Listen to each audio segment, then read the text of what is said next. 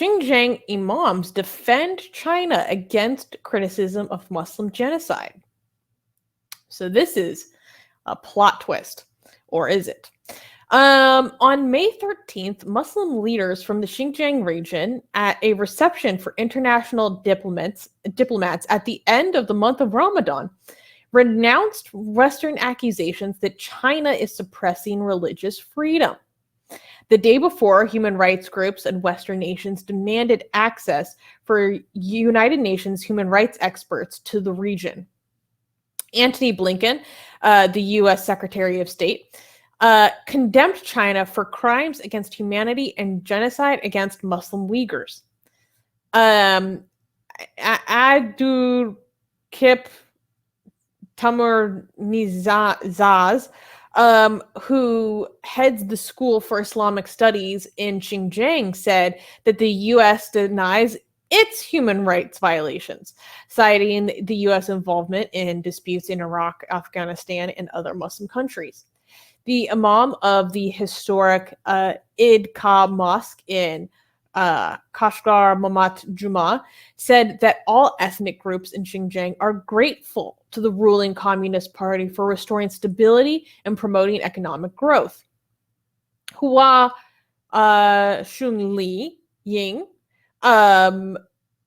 Chinese Foreign Ministry spokesperson, said that China welcomes all unbiased people from all countries to visit Xinjiang, but it is firmly against investigations that are based on rumors and lies. Wink twice if you're being taken hostage. Yeah. Like, this guy is definitely a case of the Stockholm syndrome. I mean, there's a resemblance to certain people in history that I can't refer to when other concentration camps were being taken place by another regime during World War II. Yeah. Yep. There were some people in those camps that were in charge of keeping their fellow Hebrews. There were the guards, there were the people with the stick that betrayed their own people for the sake of, I don't know, maybe dying last, but I mean, this is such a common tactic among fascists, right? Mm-hmm. When they pick one of the good prisoners, the house N-words, I don't know, right? In the concentration camps, they called them capos, the prisoners, doing the work of the guards. Yeah, that's okay. So yeah, but don't mention the H word or the N word because YouTube will strike us down. But yeah, that's a good piece of information. Thank you. But yeah, that's basically what this guy's role is, right? In this situation, he's being used as a way. I mean, how it's so obvious too, right? Like this guy is doing the bidding of the CCP. They're just making it's like their puppet. They're like, hey, listen to this guy. He's a Muslim. He's an imam. He's a faith leader. And you have all these reports that faith leaders are the most targeted. In fact, you guys, my understanding is that in the situation in Xinjiang, with the Uyghurs that are detained for often a wide variety of arbitrary reasons, and sometimes they're even made to choose their crimes after they've already been detained for months to years, is that there are different levels to being detained. Hey guys, if you're a fan of blasphemy and sexy Kali, like me, then that means that you probably want more blasphemous art. Well, I have good news for you. If you subscribe to our newsletter, link in the description below, then you get a free booklet of some of the tastiest blasphemous art available today. So, if you want some of this delicious blasphemy, and we're so generous that we update it for you guys weekly for free, all you have to do is sign up for our newsletter below. You can also go to blasphemousart.com/ebook. That's blasphemousart.com/ebook. Sign up with your email, and you get free gifts of this tasty blasphemy. what could be better? So make sure you sign up. Link below. Now, this is my current understanding. I could be wrong. But depending on the level of supposed threat that they basically deem you to be, you go to different detaining centers. And faith leaders are the ones who are put in basically these detaining centers where they kind of just like make people disappear. I'm not saying that they kill them, but it's just like I almost think of it as like a limbo or a purgatory. It's like, this is just where you are now. And it's because faith leaders are deemed to be the most, having the most thought crime, basically. There's a specific way that they put it that I can't remember right now, but basically it's like they're the most difficult to re-educate. And so they're put into like these like level 3 detaining facilities where they're just there for years, like possibly in perpetuity. It's horrible. I need to respond to this. So Narumi is saying, not Stockholm Syndrome, mate. He's been either coerced or threatened by Beijing. Are we supposed to believe the hundreds of thousands of Uyghurs who say otherwise are lying? When did I say the hundreds of other thousands of people are lying? What are you talking about? I never said that. I never said that. I don't know why are you bringing that to me, one. Second of all, you don't know if it's a Stockholm Syndrome or not. You're not in this mind, in this person's head.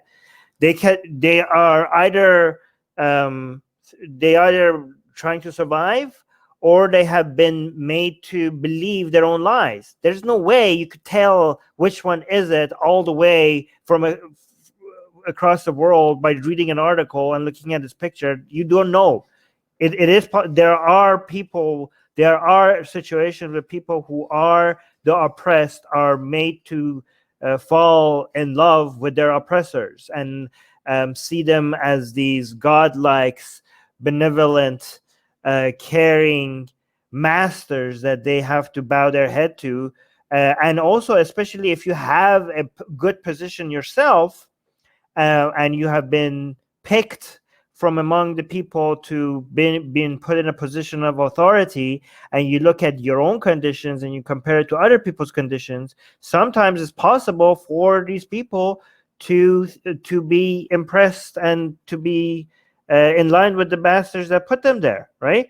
So it could be a threat. It could be that this guy was like, you know what, this is wrong, this is a lie, but I have to survive, and they're doing this out of fear. But you have no idea. This guy might believe his own nonsense. Rivka.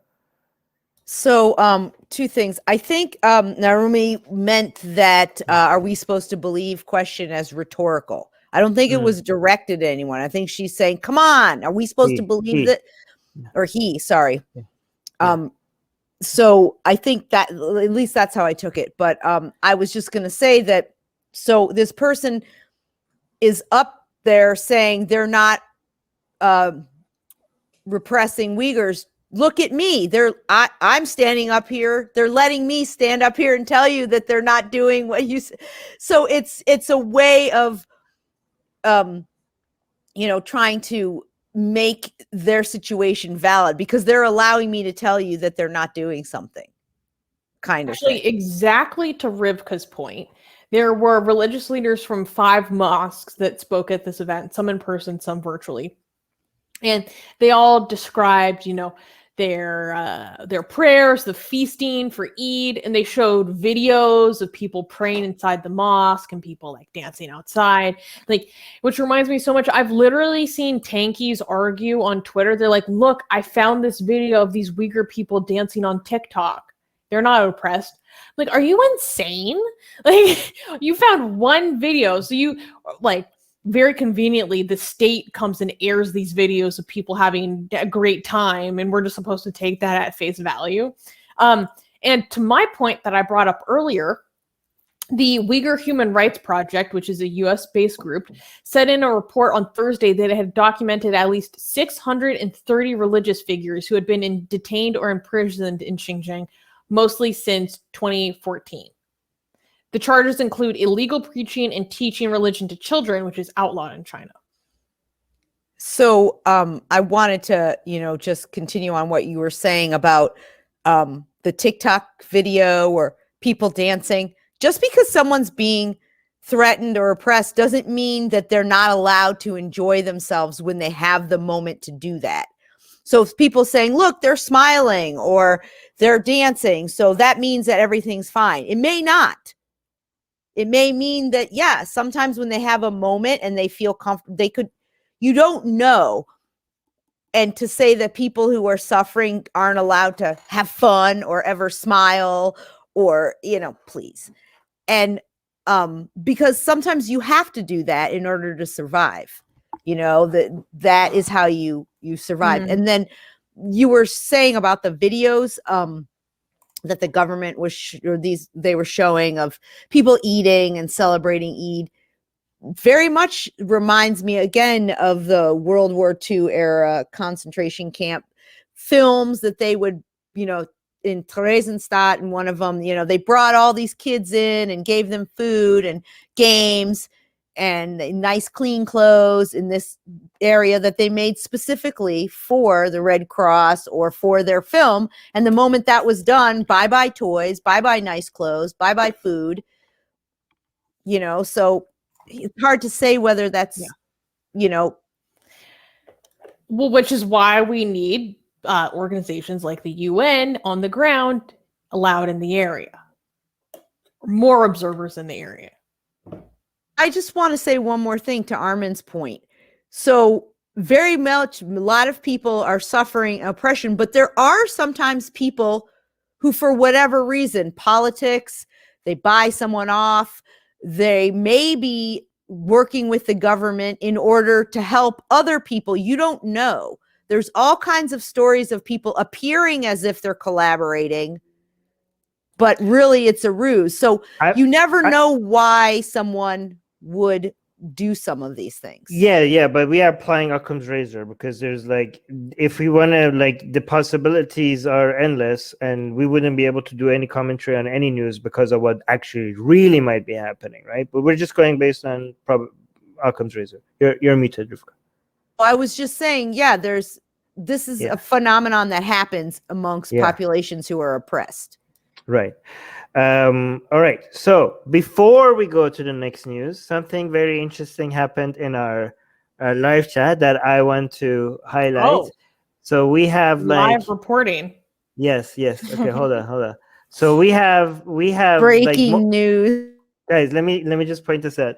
So we have multiple people in our live chat that hate us, okay? And they're usually very funny. So some of them are coming from an Islamic background, some of them are communist, and they come here to turn on us. But now they turn on here's an instance of them turning on each other. So we have Glorian to Stalin, who is a tanky communist, and he's Iran fights for Palestine, unlike Zionist USA, right? Oh, and this is the best. I saw this. Yeah. So we have a tanky that comes as you guys suck. Russia great, China great, Iran is great, yes. And but then we have another guy here that is a Sunni Islamist, and he also hates us. But now he's turning on the tanky. So he's turning on the tanky Shias don't represent Islam; they are apostates. Iran is going to hell. And I was no, Iran is bad. So the tanky is turning on the Islamists in the live chat. This is so beautiful. Our enemies are fighting each other. Oh my God. Hey guys, YouTube has fully demonetized our channel for supposedly hateful and harmful conduct, without telling us what we did wrong.